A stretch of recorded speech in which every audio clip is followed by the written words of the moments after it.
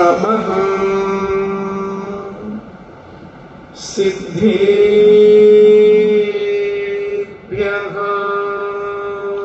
ॐ नमः सिद्धेभ्यः। नमः सिद्धेभ्यः।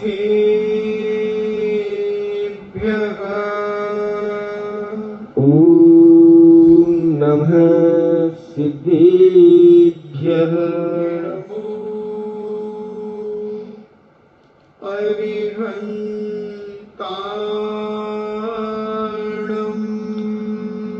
नमो अरिहन्ताणम्। नमो सिद्धाणम्। नमो सिद्धाणम्। नमो आयर्याणम्।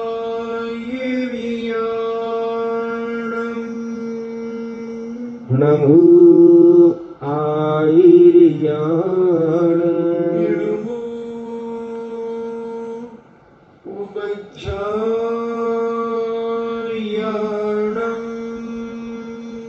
नमो उवज्झायाणम्। नमो लोये सब्बेसाभूणम्।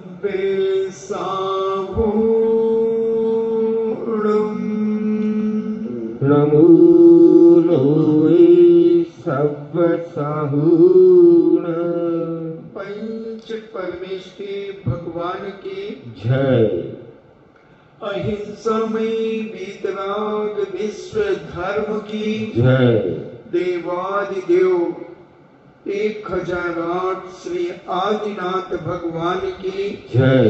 देवादिदेव 1008 चिंतामणि घोर उपसर्ग विजेता श्री पार्श्वनाथ भगवान की जय। देवादिदेव 1008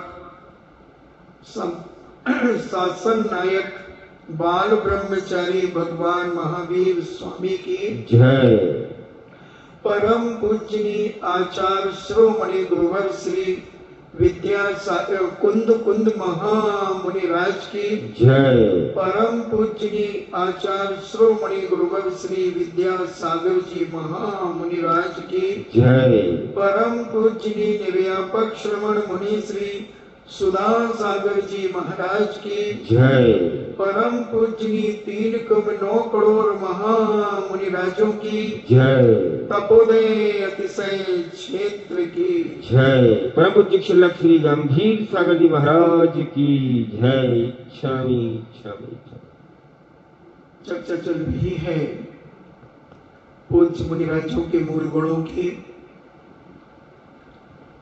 कल अपने पंच महाव्रतों के बारे में समझा था कि पूज्य मुनिराज अपने पंच महाव्रतों को किस प्रकार से पालन करते हैं और अपनी चर्या का ध्यान रखते हुए अपनी साधना में रत रहते हैं। पंच महाव्रत के बाद 5 समितियां हुआ करती हैं। तो कल ईरिया समिति के बारे में भी समझा था, यानी 4 हाथ जमीन नीचे देख करके चलना। कोई जीव जंतु हमारे पैरों से ना मर जाए। कांच और कांटे की चिंता नहीं करना, क्योंकि आप भी नीचे देख करके चलते हैं, साधु भी नीचे देख करके चलता है। तो आपका क्या उद्देश्य रहता है नीचे देख करके चलने का? कि कोई कांटा ना लग जाए, कोई पत्थर ना चुभ जाए, कोई कांच ना लग जाए। कितने लोगों का उद्देश्य रहता है कि मेरे पैरों से कोई जीव न मर जाए। मगर हमारे साधु संतों का, त्यागी व्रतियों का एक ही लक्ष्य होता है कि भले हमारे जीवन में कितने भी कष्ट हो जाएं, कांटा चुभ जाए तो 100 बार चुभ जाए, मगर कोई चींटी, कीड़ा मकोड़ा मेरे पैर से मरण को प्राप्त ना हो जाए, क्योंकि मूल जैन धर्म अहिंसा है और इसी अहिंसा का पालन करने के लिए सारी क्रियाएं की जाती हैं। जितना भी कार्य किया जाता है वो सब अहिंसा के लिए किया जाता है। इसलिए अहिंसा परमो धर्म की जय बोली जाती है। अहिंसामय, जो अहिंसा से ओतप्रोत है जो धर्म, उसकी जय बोली जाती है। और उसकी जिसने अहिंसा की जय अपने जीवन में प्राप्त कर ली वो अहिंसामय हो गया, उसकी जय हो गई। तो ऐसे ईरिया समिति की चर्चा कल अपन ने समझने का प्रयास किया था कि 4 हाथ भूमि को देख करके चलना, जीवों की रक्षा करने का उद्देश्य हर क्षण साधुओं का हुआ करता है, त्यागी व्यक्तियों का हुआ करता है कि हम अपने जीवन में जितने अधिक से अधिक जीव बचा सकें, अपनी पूरी ताकत लगा करके जीवों की रक्षा करते हैं। तो ये ईरिया समिति जीवों की रक्षा के लिए हुआ करती है। पाप, हिंसा, पाप से बचने के लिए सावधानी पूर्वक 4 हाथ जमीन को देख करके चलना ईरिया समिति है। फिर आती है भाषा समिति। भाषा समिति प्रमाद से रहित होकर हितमित प्रिय वचन बोलना। प्रमाद यानी आलस, किसी भी प्रकार की मद से रहित होकर, कसायों से रहित होकर, अहंकार से रहित होकर ऐसे वचन बोलना कि कोई श्रावक, श्राविका, त्रियंच कोई दुखी ना हो जाए। क्योंकि जो संगी पंचेंद्रिय जीव हैं, भले वो त्रियंच हो, पक्षी हो, वो भी भाषा समझते हैं। उनकी भाषा भले अनक्षरी होती है, मगर वो हमारी भाषा जब बार बार सुनते हैं तो समझते हैं। हमारे हर हाव भाव को भी त्रियंच समझते हैं। जब एक छोटा सा बच्चा पैदाइशी महीने 2 महीने के जब हो जाते हैं तो उनको थोड़ी आंख दिखा दो तो वो रोने लगते हैं, डांट दो तो रोने लगते हैं कि हमें डांट दिया। तो सब समझते हैं, इसलिए साधु तो उनसे ज्यादा समझता है। साधु महाराज तो ज्ञानवान होते हैं, चारित्रवान होते हैं, तो वो सदा ध्यान रखते हैं कि मेरे मुखार बिंद से निकला हुआ शब्द किसी को चुभ ना जाए, किसी को पीड़ा प्रदान ना कर दे, नहीं तो मेरे अहिंसा धर्म में दोष आ जाएगा। इतने हितमित प्रिय वचन बोलते हैं, बहुत संभल करके बोलते हैं, एक एक चीज को आगे पीछे सोच समझकर कि इसके कारण ऐसा बोलूंगा तो ऐसा अर्थ तो नहीं ले लेगा कोई, तो उसका समाधान करने का प्रयास करते हैं। हर क्षण अपनी वाणी पर संयम रखते हुए और भाषा का प्रयोग करते हैं। कभी कभी कठोर और कर्कश बोलना पड़ता है, उद्देश्य नहीं होता, उद्देश्य तो अंदर से हित में प्रिय वचन का ही होता है, मगर कभी कभी समझाने के लिए जब कोई गलतियां करता है तो मां भी अपने बच्चे को डांटती है, फटकारती है, मारती है। तो हमारे यहां भी आचार्यों ने मूढ़ कह दिया, मूढ़ यानी अज्ञानी। कई बार आचार्यों ने भी शिष्यों को डांटा, मगर उनका वह डांटना भी हित में प्रिय वचनों का ही कार्य करता है, क्योंकि वो जानते हैं कि सीधी उंगली अब घी नहीं निकल रहा है। पीपे में घी है और एक डंडी डाल करके तुम बार बार ऐसे करोगे तो घी बहुत कम निकलेगा। अब उसी को एक तिरछी करके परी टाइप की बना करके डाल दो तो उसमें से जल्दी जल्दी घी निकलता है।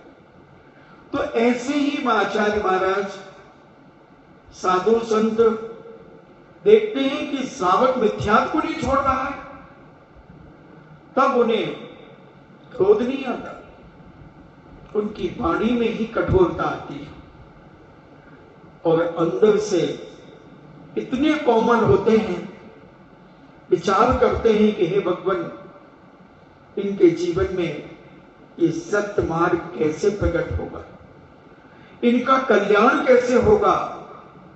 इनको अगर मैं थोड़ा डांट दूंगा तो हो सकता है इन्हें समझ में आ जाए, समझ में आ जाए तो थोड़ा सा तेज आवाज में बोलकर और उन्हें समझाने का प्रयास करते हैं। उद्देश्य उनके कल्याण का होता है, उनके जीवन के उत्थान का होता है, उनको सद्मार्ग दिखाने का होता है। तो ये मत समझना कि अगर किसी ने थोड़ा कठोर वचन कह दिया, अगर उनका उद्देश्य अच्छा है तो फिर कोई बाधा नहीं। समझदार व्यक्ति के लिए इशारा काफी होता है। तो ऐसी भाषा समिति कोशिश तो यही होती है कि बहुत प्रेम और वात्सल्य से भरे हुए शब्दों का अपने हृदय से उद्गार निकालना। कभी कभी ऊपर से डांटना पड़ता है।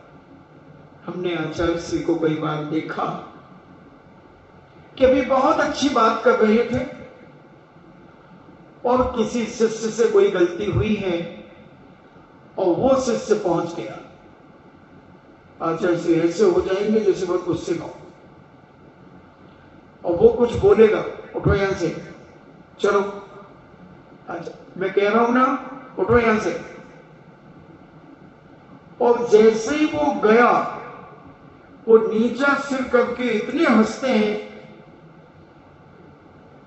ये भी एक प्रायश्चित देने का तरीका है। अगर उसे अपनी गलती का एहसास है तो वो दोबारा फिर आएगा, तिबारा आएगा। तो आचार्य साधु संत जानते हैं इसकी दवा क्या है, ये कैसे सुधरेगा, इसे कौन सी दवा दें जिसके कारण इसका मलेरिया, मिथ्यात्व रूपी मलेरिया इसका निकल जाए। तो अनेक प्रकार से प्रयोग करते हैं। भाषा समिति का ध्यान रखते हुए उद्देश्य उसके उद्धार का होता है। ऐश्वर्य समिति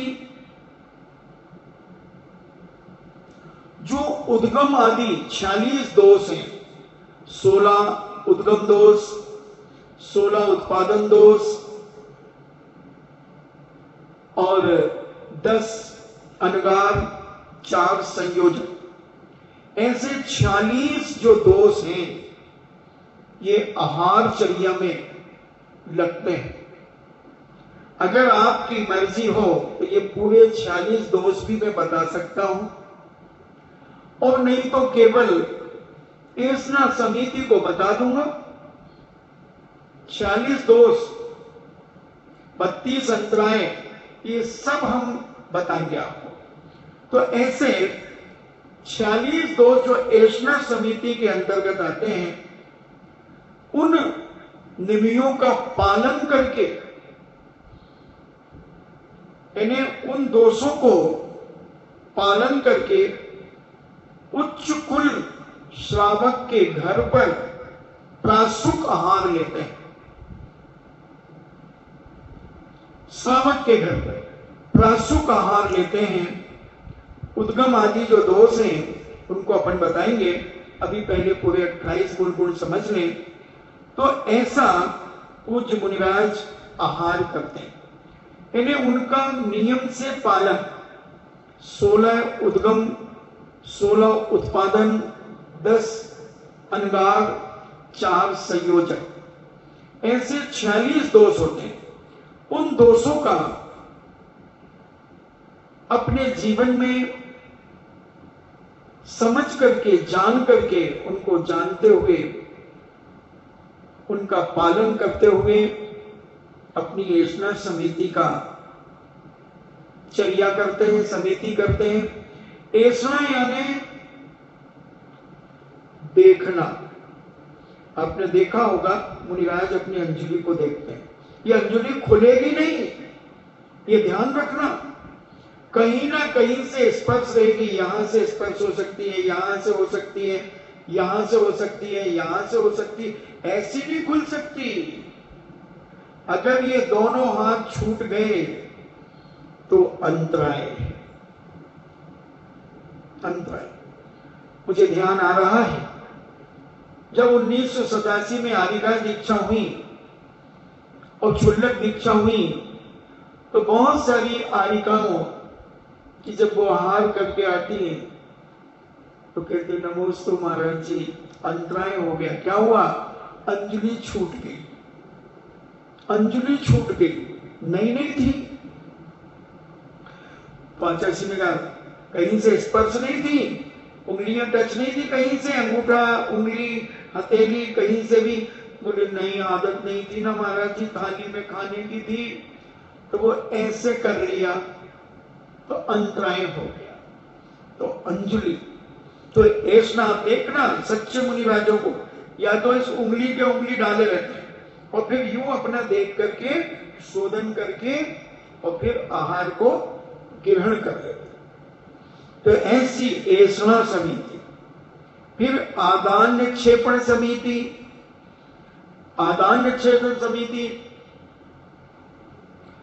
आलस और प्रमाद से रहित होकर देखभाल कर निर्जन, जहां जंतु नहीं है, जीव जंतु नहीं है, उस स्थान में जो अपनी आंखों से दिख रहा है कि यहां जीव जंतु नहीं है, उस स्थान में पिच्छी लगा करके अपना कमंडलू रखना, शास्त्र जी रखना, शास्त्र उठाना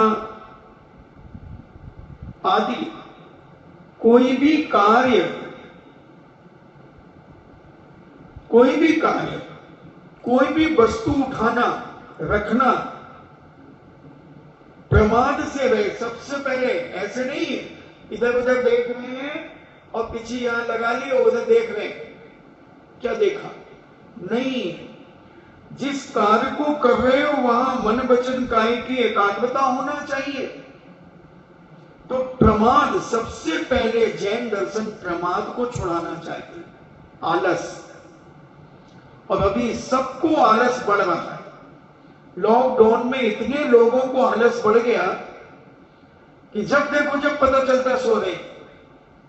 ये तो अगर जिज्ञासा ना हो, गुरु भक्ति ना हो तो लोग कम से कम 6:30 बजे तो उठे शाम को और सीधे मुंह पे लात फेरे, ये मुंह पे हाथ फेरे और भोजनशाला में चले जाएं, क्योंकि अभी 7, सवा 7 बजे तक उजाला रहता है। इतना सोना चालू कर दिया। अभी 2-2.5 महीने के अंदर लोगों की सोने की संख्या बढ़ गई, कई घंटे बढ़ गए, कई लोगों की हेल्थ बढ़ गई जो घरों में पड़े हैं और केवल खाना और पाखाना के अलावा कोई काम नहीं। हुक्म चलाना, अरे ये बना लो जरा, ये बना लो, वो बना लो, और बस चल रहा है प्रमाद।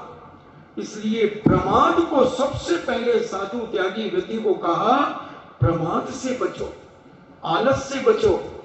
और आलस और प्रमाद से रहित होकर के देख कर जान करके निर्जंतु स्थान में पिच्छी लगाकर कमंडलू को उठाना, शास्त्र जी को रखना, शास्त्र जी को उठाना आदि जो भी क्रिया उठाने रखने की करते हैं, बैठने उठने की करते हैं, उस स्थान को मयूर पिच्छिका के माध्यम से उसको साफ करना। आप भी साफ करके बैठते हैं और हम भी साफ करके बैठते हैं, मगर दोनों के साफ करने का हिसाब अलग अलग है। तुम लगता है इसलिए तुम फूंक लेते हो कई बार, या फिर रुमाल से साफ कर लेते हो, तो तुम क्या साफ करते हो? वहां की धूल मिट्टी तुम्हारे कपड़ों में ना चिपक जाए। और हम क्या साफ करते हैं?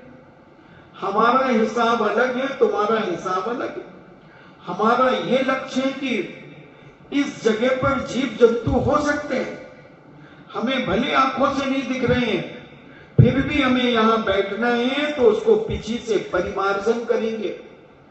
देखना, हमारा साधु जब धूप में से छाया में आता है तो अपने शरीर का परिमार्जन करता है कि वो उष्ण योनि के जीव मेरे शरीर पर अगर चिपक गए होंगे तो मैं ठंडे में स्थान पे जाऊंगा तो वो मरण को प्राप्त हो जाएंगे।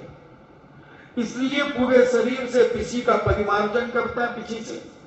फिर छाया से जब धूप मत निकलेगा तो फिर परिमार्जन करेगा कि जो ठंडे जीव हैं, ठंडे योनि स्थान मेरे शरीर पर आ गए हों, बन गए हों, तो उनका परिमार्जन करके उसी जगह उन्हें छोड़कर और फिर दूसरे वातावरण में जाता है। ऐसे धूप में, सर्दी में, सब प्रकार से ये सारा का सारा इसी के अंतर्गत आता है, आदान निक्षेपण। अब शरीर का यहां क्षेपण करेंगे, यहां से उठ करके दूसरी जगह जाएंगे, तो पूरे शरीर का परिमार्जन पीछे जाके कर करके और फिर वो स्थान परिवर्तित करते हैं। शास्त्र जी उठाएंगे तो पीछे लगा करके उठाएंगे, रखेंगे तो फिर पीछे लगा करके रखेंगे। तो ये सारा लक्ष्य क्या है? एक जीवों की रक्षा, जीवों की रक्षा। इसलिए आप भी कम से कम कोई चीज उठाएं, रखें तो देख लें। आप कई बार तो क्या करते हैं, घर में अलमारी बनी है और आपने शक्कर का डिब्बा उठाया और शक्कर की निकाली, चाय बनाई और डब्बा बंद करे और ये खिसका दिया। अब हो सकता है कि जहां आपकी पट्टी पर डिब्बा रखा जाएगा वहां चींटियां हो, कीड़े मकोड़े हो, और आपने डिब्बा उठाया था तो वो उसके चारों तरफ थी और अब डिब्बे के स्थान पर भी आ गई थी और डिब्बा आपने खिसका दिया, वो मर गई। इसलिए जो स्थान आपकी आंखों से दिखे उतना ही आप उठाओ, नहीं तो किसी चीज पर खड़े होकर वहां देखो और एक मुलायम कपड़ा रख करके उसको चारों तरफ से मार्जन करके और फिर डिब्बा उठाओ। जैन दर्शन इतनी सावधानी सिखाता है तुम्हें, वो सावधानी टली, दुर्घटना घटी। सरकार भी कह रही है इस चीज को, तो हमारे जैनाचार्य तो अनादिकाल से कह रहे हैं। अगर तुम्हें कहीं शरीर में खुजलाहट होती है तो फौरन मुलायम कपड़े से उस स्थान को पहले साफ करो। निश्चित वहां कोई ना कोई जीव है, वो तुम्हें काट रहा है। वो इतना सूक्ष्म जीव है कि तुम्हारी आंखों से गोचर नहीं होगा। हम लोगों को जब खुजलाहट होती है तो हम पहले उस स्थान को पीछे से करके, कहीं पर भी हो 4-5 बार पीछे करके फिर देखते हैं कि उसमें कोई क्या हो गया, कोई फुंसी तो नहीं है, कोई कुछ खुजलाहट होने का कारण है, कोई जीव काट रहा है। बहुत सूक्ष्म जीव होते हैं, ऐसे ऐसे जीव होते हैं। आप तो बाहर घूमते नहीं, आप गाड़ियों में घूमते हैं, हम पैदल घूमते, 9 इंची के पैर से सारे भारत को नापते हैं। तो हम जब जंगल जाते हैं तो जैसे ऐसा लगता है लकड़ी का तिनका पड़ा है, भूसे का डंठल पड़ा है, और जैसे ही पीछे लगाते वो उड़ करके फुल हो जाता है। लकड़ी का तिनका, बिल्कुल ऐसा लग रहा है लकड़ी का टुकड़ा पड़ा है छोटा सा। अनेक अनेक आकृतियों में, अनेक अनेक कलर में ऐसे जीव होते हैं। उस समय भाव आता है कि हे भगवान, कितने जीव हैं, कितने जीव हैं, कितने प्रकार के जीव हैं, कैसे आदान प्रदान, कैसे इनका मार्जन, इनको व्यवस्थित किया जाए। इतने जीवों की हिंसा।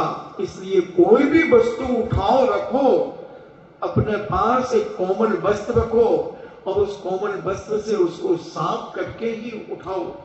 बर्तन भी उठाओ तो बहुत आहिस्ता, कम से कम बर्तनों को कपड़े से साफ कर लिया करो। अगर अहिंसा धर्म के प्रति प्रेम है तो, अहिंसा धर्म के प्रति वात्सल्य है तो, अहिंसा धर्म के प्रति श्रद्धा है तो, अहिंसा धर्म को अपना मानते हो तो, और प्राणियों के प्रति रक्षा भाव है तो ये जरूर श्रावक को भी करना चाहिए। सांस स्वाध्याय करते हो, साफ कपड़ा रखो और उससे जब बंद करो तो उसको मार्जन कर करके बंद करो, खोलो तब मार्जन करके खोलें, तो ये आपका आदान निक्षेपण समिति मानी जाएगी और आपका इसका अभ्यास आपके जीवन में पुण्य बंद कराएगा, पुण्य की शक्ति बढ़ाएगा। जीवों के द्वारा आपको कुछ नहीं मिलेगा मगर आपका पुण्य अपने आप बढ़ेगा, बढ़ेगा। चौचो इंद्रिय जीव इतने सूक्ष्म की देख करके दंग रह जाते हैं। सुई की नोक के बराबर 4 इंद्रिय जीव ऐसे उड़ जाते हैं फुर। तो इन सारे जीवों की रक्षा करना ही आदान निक्षेपण समिति कही जाती है। तो आप भी कोशिश करें जितना आपसे जीवों की रक्षा करते बने, प्रमाद और आलस को छोड़कर जीवों की रक्षा करने का भाव करें। अभी गर्मियों में यत्र तत्र चींटियां हो जाती हैं, चींटियां हो जाती हैं, कई बार आपके चौके में हो जाती हैं। आप कपूर मसल दीजिए, वहां पर बिल्कुल चूरा करके फैला दीजिए, जहां से चींटी निकल रही है उसके चारों तरफ डाल दीजिए। पूरे में जहां जहां चींटी निकल रही है वो अपने आप समाधान को प्राप्त हो जाएगी। और भी कई तरीके हैं। सरसों के तेल में फिटकरी को पीस करके मिला करके वो तेल भी छिड़क दिया जाता है। बहुत सारे उपाय होते हैं। और पहले तो सफाई रखें, सबसे बड़ी बात। सफाई के अभाव में ही योनि स्थान बनता है, क्योंकि ये 4 इंद्रिय जीव तो नियम से सम्मोचन ही होते हैं, जो चारों तरफ से पुद्गल वरुणाओं को इकट्ठा करते हैं और जीवात्मा उसमें आ जाता है, जीव वहां हो जाते हैं।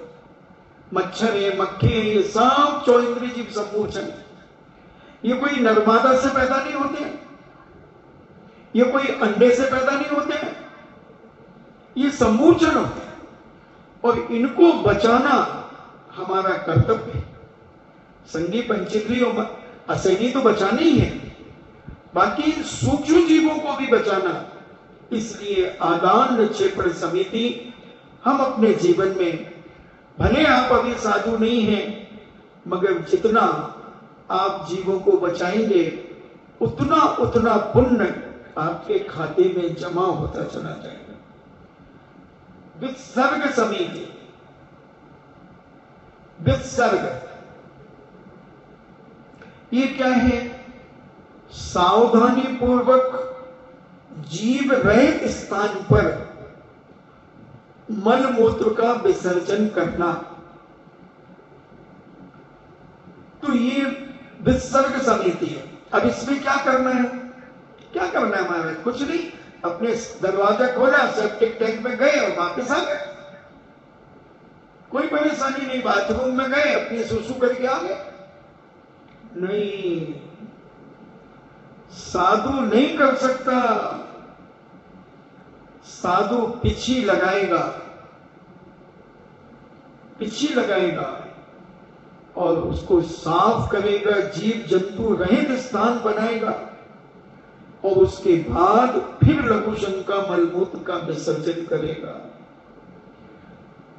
आप सेप्टिक टैंकों में जाते हैं, आप तो छोड़ो, हमारे त्यागी व्यति तो छोड़ो, हमारे एलक छुल्लक पारिका उनको तो छोड़ो, हमारे मुनिराज उपाध्याय और आचार्य परमेश्वरी भी बहुत सारे सेप्टिक टैंक में मन विसर्जन करते हैं।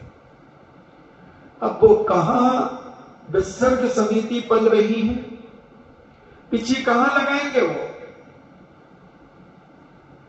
विचार नहीं महाराज जी, वो अलग से उनका ही रहता है, वो संत शालाओं में बने हुए हैं, तो वो महाराज ही जाते हैं और कोई नहीं। तो एक ही महाराज जाते हैं कि दूसरे भी जाते हैं? दूसरे भी जाते हैं महाराज। तो एक ही चतुर्मास हर साल उन्हीं का होता है? नहीं महाराज, अलग अलग आते हैं। तो वो अलग अलग जाते होंगे। तो मल के ऊपर मल पटकना, मल के ऊपर मल पटकना,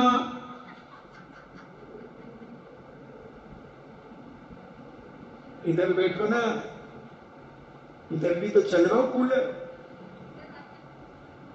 उधर में हम तो समझे कि दो ही व्यक्तियों को सुना रहा हूं मैं, तो इधर बैठना चाहिए सामने, तो और नया नया विषय निकलता है, लोगों को देख के ही प्रवचन होता है। तो ऐसी आज साधुओं को अपने व्रतों की चिंता ही नहीं है कि हमारा व्रत पल रहा है कि नहीं पल रहा है। वो तो कहते हमने तो कपड़े उतार दिए, बस हम तो महाराज बन गए, अब तुम कुछ भी कहो हम बन गए। और हमारा भोला श्रावक भी कहता है जय हो, इसी का मंडल वाले तुझको लाखों प्रणाम। भोला श्रावक है, श्रावक की गलती नहीं। मैं तो श्रावक की 1% गलती नहीं मानता। अब बताओ श्रावक क्या करे? साधु कहता है कि नहीं मैं तो सेप्टिक टैंक में जाऊंगा। अब उसे पता तो है नहीं कि मुनिराज के मूल गुण क्या होते हैं, कैसे चर्या होती है। तो वो बेचारा श्रावक सेप्टिक टैंक धुलवा देता है, यूज किया हुआ है तो धुलवा देगा, ज्यादा होगा तो वो टैंक की भी सफाई करा देगा, नगर निगम वालों को बुलाकर, पालिका को बुलाकर या सरपंच को कहकर कैसे भी पैसे दे लेकर के उसको सफाई करा दे। अब बताओ उसमें साधु ने मल किया और जीव पड़ जाते हैं, असंख्यात जीव, उसी में मल इकट्ठा होता गया, असंख्यात 10 जीव पड़ जाते। कहां पीछे लगा रहे हो तुम? कोई पीछे नहीं, पीछे तो पीछे है, यूं दबी है पीछे और पोटी कर रहे हैं सेप्टिक टैंक में बैठकर। अब बोलो तुम, ये समिति नहीं पलेगी और ये समिति भी मुख्य है, सारा पूरे 28 मूल मुख्य है, और ये नहीं पले।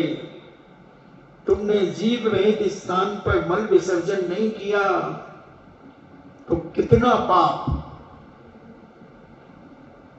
कितना पाप। तो ये विसर्ग समिति बहुत सावधानी पूर्वक कैसी चर्या बताई जैन दर्शन ने। भगवती आराधना में पूज्य शिवकोटि महाराज कहते हैं, जब किसी छपक की संलेखना चलती है तो कहते हैं कि दिन में स्थान देख लो, कहीं रात्रि में उसे मलमूत्र का विसर्जन करने जाना पड़ा तो तुम कैसे देखोगे? जमीन को देखो, दिन में देख लो स्थान कितनी दूर है, यहां से 50 फुट 100 फुट दूर, उसमें देख लो व्यवस्था। दिन में जाकर के पूरा स्थान देखो, कोई जीव जंतु तो नहीं है, छेद तो नहीं है, छेद से रहित जमीन है, क्योंकि छेद से सहित जमीन में अगर लघु शंका कर दी तो उन जो नीचे छेद उसमें के नीचे जीव होंगे, छोटे छोटे चींटियां होंगी, कीड़े मकोड़े होंगे, वो लघु शंका एसिड है, वो जाएंगे तो वो जीव मरण को प्राप्त हो जाएंगे। कितना सूक्ष्म है हमारा ये जैन दर्शन, कितना सूक्ष्म है। ऐसा हमारे जैनाचार्यों ने कितना चिंतन, कितना मनन, कितना ध्यान रखा होगा इस विसर्ग समिति को बताते समय। फिर उसके बाद अगर रात्रि में जाना पड़े, दिन में तो सब देख लिया, अब क्या करना? उसी स्थान को उल्टे हाथ से ऐसे चलाना उस जमीन पर जहां मल विसर्जन कराना है छपक का, उन मुनिराज का जिनकी समाधि चल रही है, उल्टे हाथ से पूरी जमीन को चेक करो। क्यों?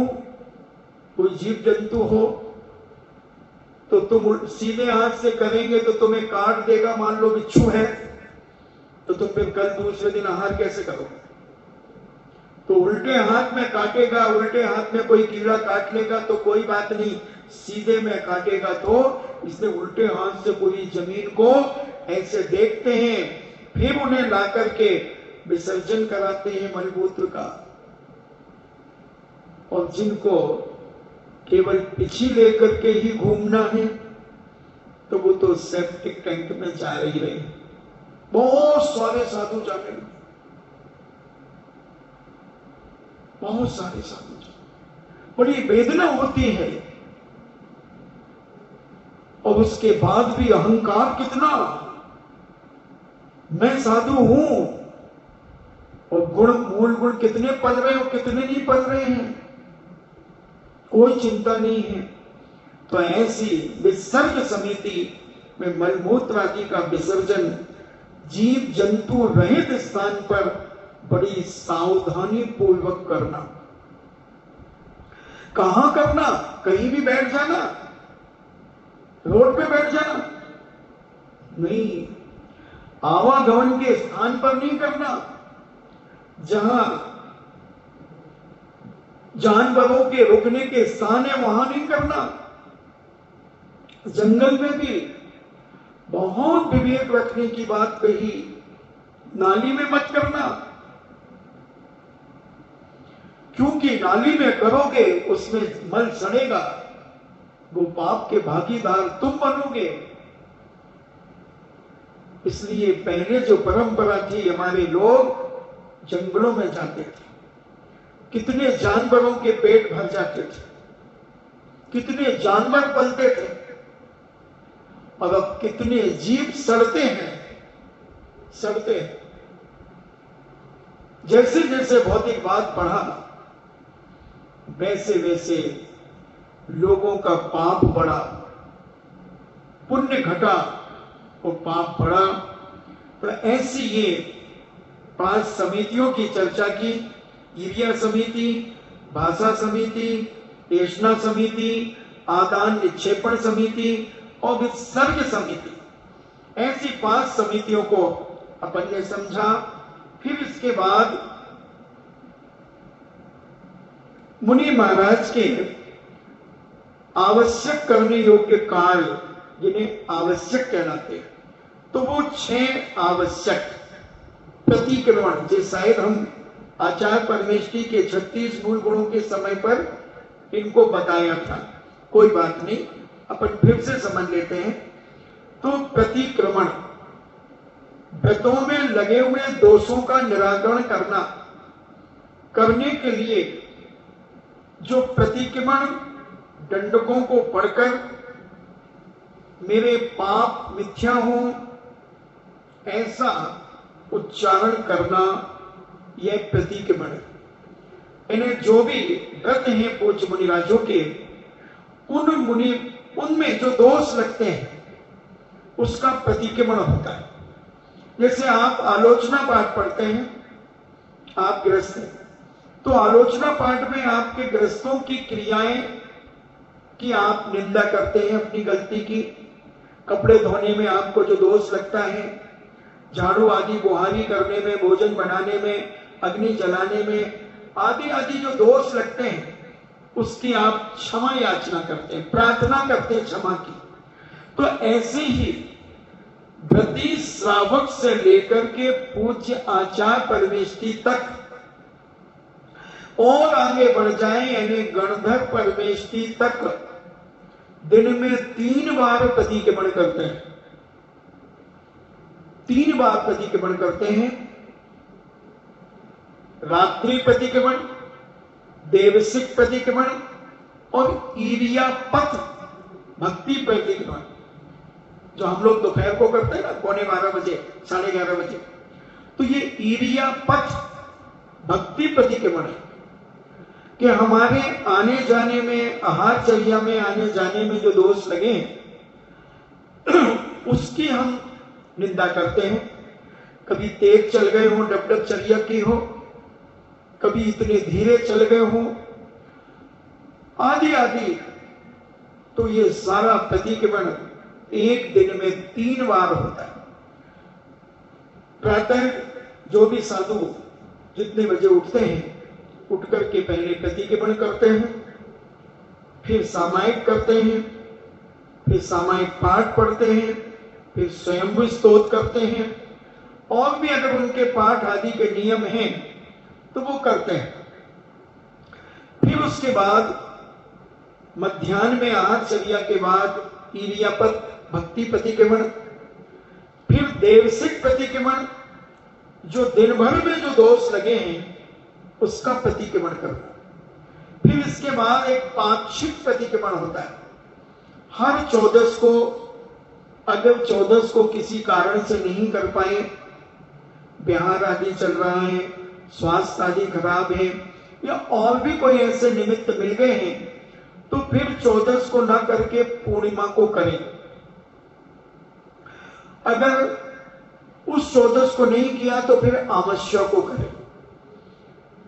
ये पाक्षिक प्रतिक्रमण कहलाता है। 15 दिन में जो लगे हुए दोषों का निवारण करना। फिर चातुर्मासिक प्रतिक्रमण होता है। चातुर्मासिक प्रतिक्रमण आपके अष्टांग का पर्व जब समाप्त होते हैं, वो 4 महीने में अष्टांग का पर्व आते हैं, साल में 3 बार अष्टांग का पर्व आते हैं। तो जो हर अष्टांग का पर्व की चतुर्दशी आती है, आषाढ़, चैत और माघ, कार्तिक, तो कार्तिक इन 3 बार जो आते हैं, तो इनकी 14 में प्रतिक्रमण करते हैं। चातुर्मासिक प्रतिक्रमण कहलाता है।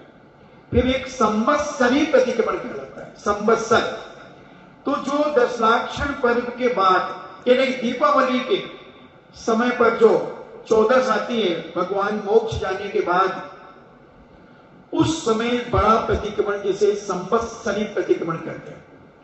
तो ये वार्षिक प्रतिक्रमण भी कह सकते हैं। तो ये 1 वर्ष में प्रतिक्रमण होता है। फिर उसके बाद कितने हो गए प्रतिक्रमण?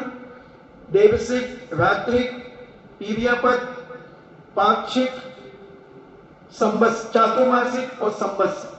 फिर 7वां प्रतिक्रमण और वार्षिक प्रतिक्रमण होता है कि जीवन भर के जो भी दोष लगे हैं, अगर हमने मायाचारी से, छल कपट से छुपा करके रखे हैं, तो उसकी भी निंदा ग्रह करना गुरु के सामने, निंदा करना, ग्रह करना, प्रायश्चित लेना, अपने दोषों का बखान करना कि ये दोष मिथ्या हो, छुपा लेते हैं कई बार। तो आचार्य परमेष्ठी ऐसी ऐसी बातें कहते हैं, ऐसी सुनाते हैं कि छपक तिलमिला पड़ता है।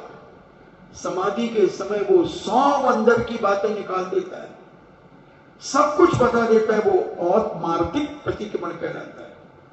ऐसे 7 प्रकार के प्रतिक्रमण होते हैं। प्रतिदिन तो 3 प्रतिक्रमण, 15 दिन में एक पाक्षिक प्रतिक्रमण, 4 महीने में एक चातुर्मासिक प्रतिक्रमण, 1 साल में संवत्सर प्रतिक्रमण और मार्गिक प्रतिक्रमण। तो ऐसे 7 प्रतिक्रमण किस लिए किए जाते हैं? अपने दोषों का निराकरण करने के लिए।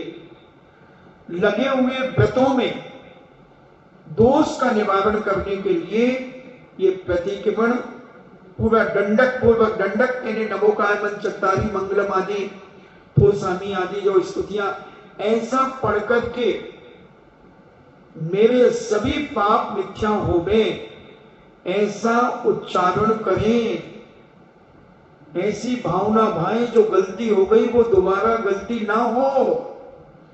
ऐसे परिणामों की निर्मलता को करने के लिए चाहे किस भाषा समिति में आदि जो पूरे महाव्रतों में अगर कोई भी गलती हुई है तो उसका प्रतिक्रमण।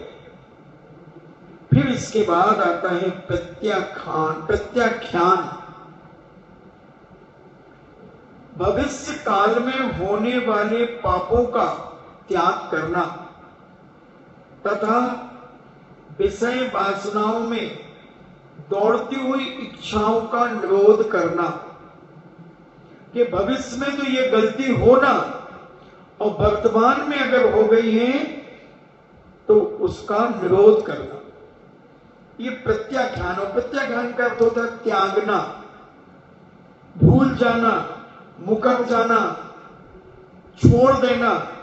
तो इसलिए हम लोग जैसे ही आहारचर्या पूरी हुई, कुल्ला किया, कायोत्सर्ग किया, प्रत्याख्यान सबसे पहले वही प्रत्याख्यान कर लेते हैं कि अब चारों प्रकार के आहारों को हम भूलते हैं, त्याग करते हैं, मुकरते हैं, छोड़ते हैं और प्रत्याख्यान करके, कायोत्सर्ग करके पुनः सिद्ध भक्ति पढ़ते हैं। सिद्ध भगवान की साक्षी पूर्वक हम चारों प्रकार के आहारों का त्याग वहां करके आ जाते हैं। फिर उसके बाद अगर आहारचर्या की चर्चा हम करते हैं तो महान दोष लगता है। चौके का काम चौके में खत्म करो ना। गलती चौके में हो गई तो उसको वहीं खत्म कर दो, पीठ में लाद करके क्यों ला रहे? एक घटना आती है श्वेतांबर की, वो बौद्ध साधुओं की। बौद्ध साधु विहार कर रहे थे और एक नदी बड़ी उफान पर थी और एक जवान कन्या उस नदी में गिर गई। साधुओं ने देख लिया कि कन्या गिर गई। एक साधु उसमें तैर करके जानता था, बहुत बड़ा तैराक था, वो उस नदी में कूद गया और उस कन्या के एक हाथ से बाल पकड़ करके और तैरता हुआ किनारे पर आ गया। भीड़ लग गई, लोगों ने देखा, वाह साधु महाराज बहुत दया की आपने। और एक पत्थर पड़ा था, उस पत्थर पे उसे उल्टा लिटा दिया, क्योंकि जब वो पानी में से लाया तो उसको अपने कंधे पे उल्टा लिटा दिया, पेट के, इसमें वो पानी निकल जाए, क्योंकि पेट में पानी भर जाता तो वो मर जाती। तो साधु ने जैसे ही पानी से लाके अपने कंधे पर उल्टा लिटा दिया और यूं पकड़ करके लाया और एक पत्थर के ऊपर उल्टा पुनः लिटा दिया, जिसमें वो पूरा पानी निकल जाए। और गांव वालों से कहा कि इनको थोड़ा सा प्रेशर करो जिसमें सारा पानी निकल जाए। और वो साधु चले। अब जो साथ में साधु थे, तूने स्त्री को छू लिया, तू पापी है, और उसको खूब सुना रहे। वो कहता, भाई अगर एक संगी पंचेंद्री जीव मर रहा था और मैंने उसे बचा करके वहां छोड़ दिया तो मैंने कौन सी गलती कर दी? मगर सारे उसके संग के साधु उसकी उपेक्षा करने लगे।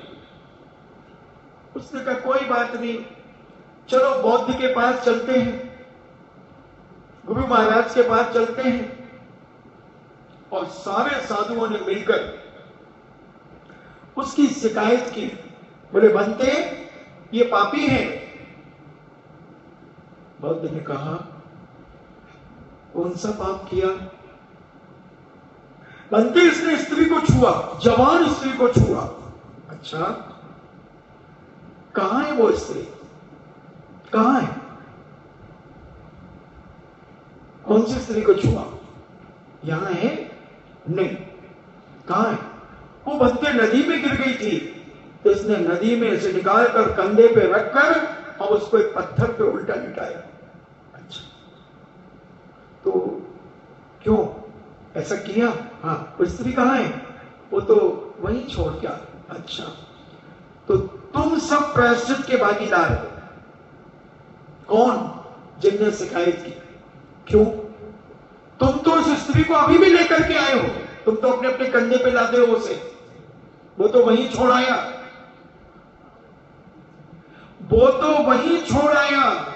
और तुम अभी भी कसाय बांध करके रखे हो।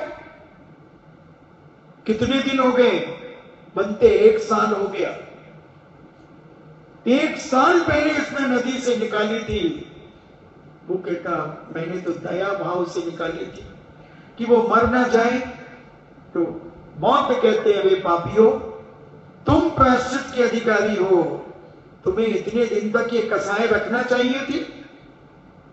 तुम साधु हो, तुम्हें 48 मिनट के अंदर कसाय को खत्म कर देना चाहिए, क्षमा कर देना चाहिए, भूल जाना चाहिए, प्रत्याख्यान कर लेना चाहिए।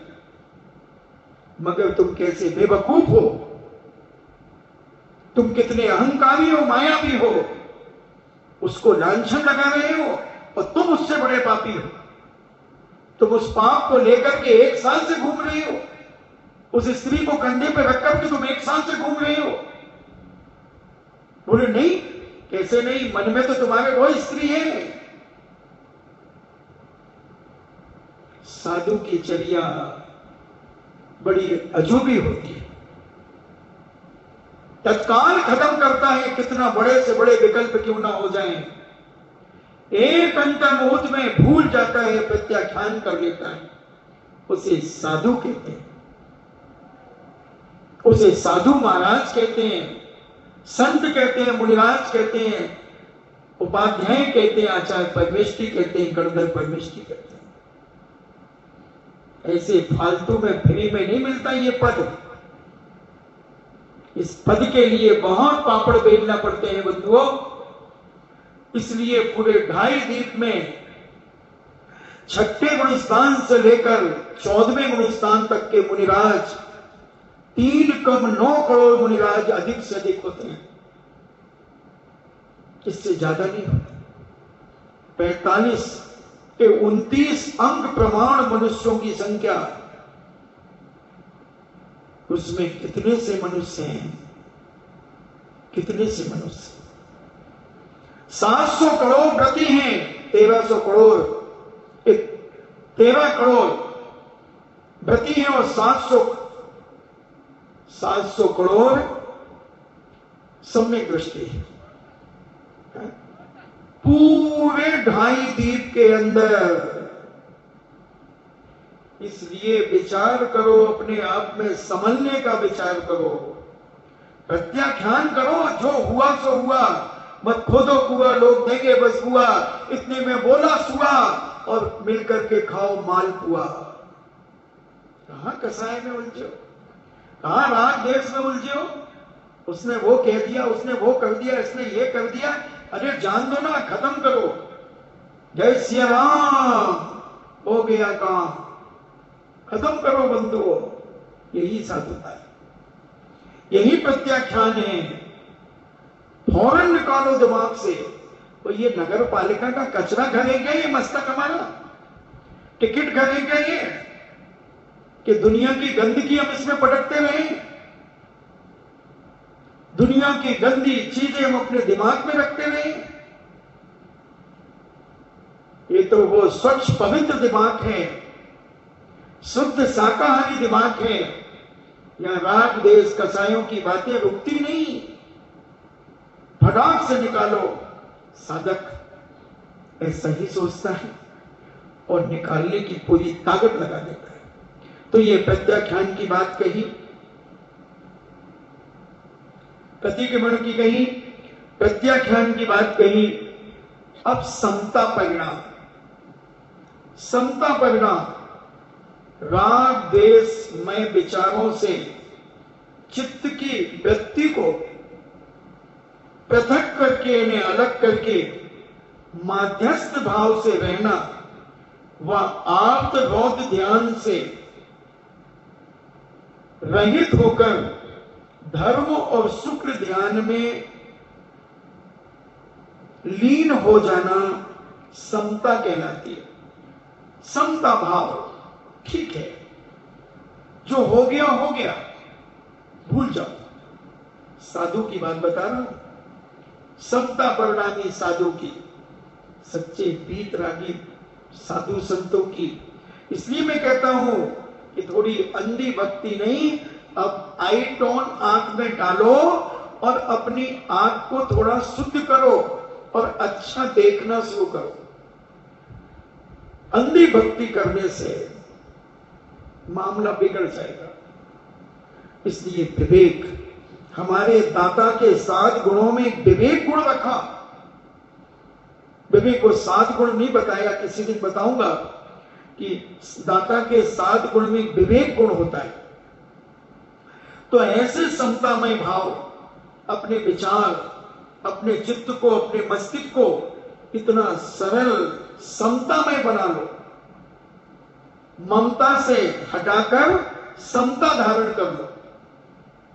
कौन क्या कर रहा है, तुम इसीलिए आए हो क्या? किस लिए आए हो? जो करेगा सो भरेगा, और कर नहीं तो डर नहीं। ऐसे जीवन को जियो तो समता परिणाम राग देश में विचारों को अपने चित्त से, अपने अपनी मानसिकता से हटाओ, निकाल दो, और निकाल करके माध्यस्थ भाव। विपरीत बुद्धि वाला है, माध्यस्थ हो जाओ। भाई हमारे विचार उनके विचार नहीं मिलते, माध्यस्थ हो जाओ। कसाई मत करो, घृणा मत करो, आप ध्यान रोध ध्यान में मत घुटो। इस पर खूब व्याख्या कर चुके हैं आप ध्यान रोध ध्यान की। इससे बच करके अपने जीवन में धर्म ध्यान करो। शुक्र ध्यान तो अभी पंचम काल में होगा नहीं, इसलिए धर्म ध्यान कैसे भी करके अपने परिणामों को बड़े निर्मल बना करके रखो, शांत बना करके रखो, और वहां जहां विवाद की स्थिति बने वहां से उठ करके चले जाओ। न देखे न भौंके, न देखे न भौंके। कौन क्या कर रहा, क्या लेना देना। अपने काम से काम रखो, उसी में दाम मिलेंगे। और दूसरों के काम में तुमने अपने काले हाथ दलाली में किए तो तुम भी फंसोगे और वो भी फंसेगा।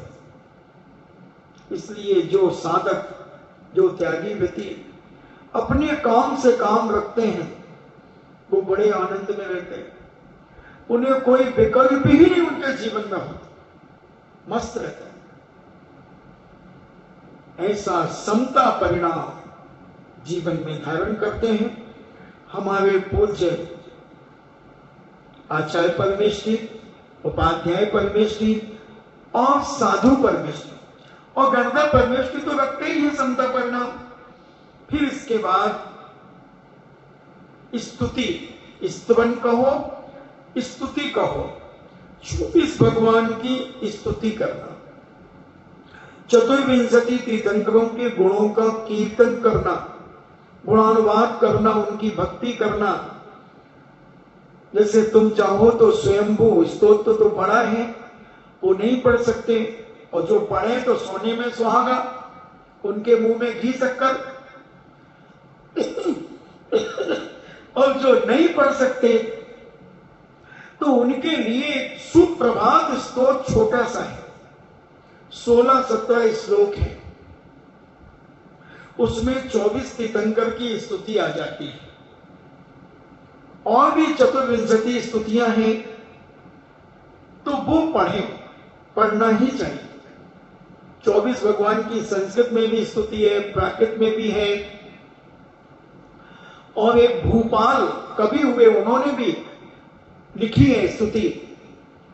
तो ऐसी बहुत सारी 24 भगवानों की स्तुतियां हैं। और अगर नहीं बने, तुम्हें इतना नहीं है तो सभित संभव अभिनंदन समति पद्म सुपाप से जुनराय चंद पोप शीतल श्रेयांश नाश मास पूज पूज तु जिनराय विमल अनंत धर्म जसुस्वर शांति कुंतर मल्लि बनाए उन्हीं सुभ्रत नवी नयमी बास प्रभु वर्तमान को शीश झुकाए। ये भी कर लो। अगर आपके पास समय नहीं है, याद नहीं है, तो 24 भगवान की जय बोल दो एक एक के नाम लेकर के।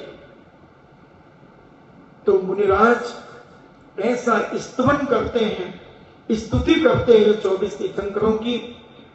और फिर इसके बाद वंदना करते हैं।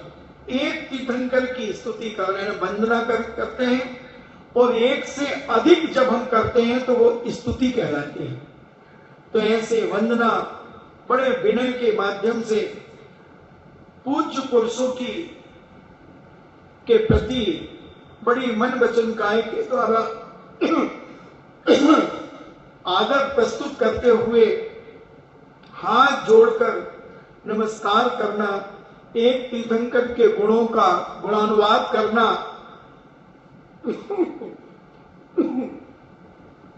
तो ये वंदना कहलाती है। फिर इसके बाद कायोत्सर्ग, शरीर संबंधी सारा ममत्व छोड़ देना, मन वचन काय से एकाग्र हो जाना, ममत्व को हटाकर चित्त को किसी एक चीज पर लगा देना। बिल्कुल मूल तो कायोत्सर्ग का मतलब है कि आप शरीर से ममत्व छोड़ दीजिए। बैठे हैं या खड़े हैं, खड़े हैं जैसे बाहुबली, बैठे हैं तो आप जिस अवस्था में एक बार बैठ गए, अब जितनी देर आपकी क्षमता हो बैठने की उतनी देर बैठे, वो आपका कायोत्सर्ग है। कायोत्सर्ग की कोई समय सीमा नहीं है। आप नौवां नमोवानंद को कायोत्सर्ग कहते हैं नहीं, ये तो रात्रि में जो के बाद जब हम सुबह गुरु भक्ति करते हैं तो 54 श्वासोश्वास उसको कायोत्सर्ग करना। 54 श्वासोश्वास जितनी देर लगती उतनी देर काय से ममत्व को त्याग करना। शाम को जैसे गुरु भक्ति करते हैं तो 108 श्वासोश्वास में जितना समय लगता है उतनी देर शरीर से ममत्व भाव को हटा देना। अब वो नहीं हो पाता है तो फिर हम एक बार नमोकार मंत्र 3 श्वासोश्वास में पढ़ते हैं। इसलिए सुबह फिर 18 बार नमोकार पढ़ लेते तो 18 थी 54, और फिर शाम को 36 बार पढ़ लेते हैं तो 108 श्वासोश्वास हो जाती है। ये तो रास्ता निकाल दिया गया है, मगर उस समय कायोत्सर्ग से रहना, काय से किसी भी प्रकार के अंग उपांग शरीर को हिलाना डुलाना नहीं, ये कायोत्सर्ग कहलाता है। ऐसे ये 6 आवश्यक, तो अपन ने क्या क्या समझा? 5 महाव्रत, 5 समिति और 6 आवश्यक, तो 16 मूल गुण तो अपन ने समझ लिए। अब 12 और रह गए हैं, अपन इन 12 को भी समझेंगे। आपका समय हुआ, अपन जानने का प्रयास करेंगे कि हे भगवान ऐसी शक्ति मुझे भी दो कि मैं इन महाव्रतों को अपने जीवन में धारण करूं और अपने जीवन को पवित्र सद्मार्ग में लगाकर अपने जीवन का कल्याण करके अपने जीवन की उन्नति करूं और एक न एक दिन भले परंपरा से हम उस महापद को प्राप्त करें जहां अनंत अनंत सिद्ध परमेश्वरी विराजमान है। ऐसी उस जगह पर हम भी विराजमान हो, ऐसी मंगल भावनाएं अपने जीवन में धारण करते हुए अपने जीवन को निर्मल बनाओ, पवित्र बनाओ। इन्हीं मंगल भावना के साथ जिनवाणी स्तुति।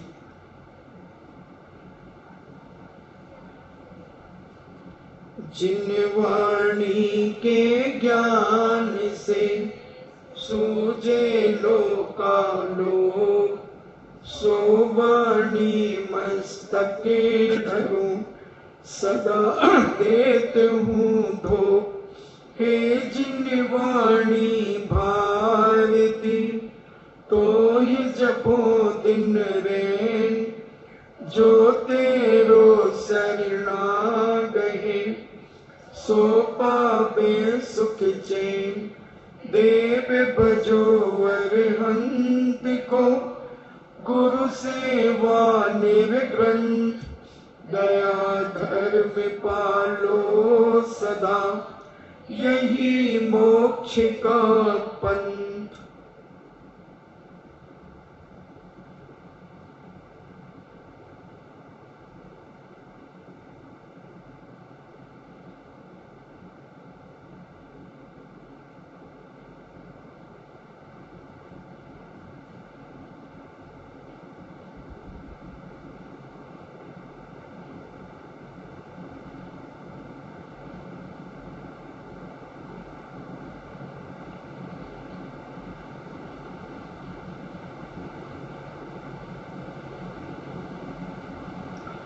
परम पूज्य द्वादशांजनवाणी माता की सुत देवता सुत देवता सुत देवता जैनम जेतु शासनम जैनम जेतु शासनम जैनम जेतु शासनम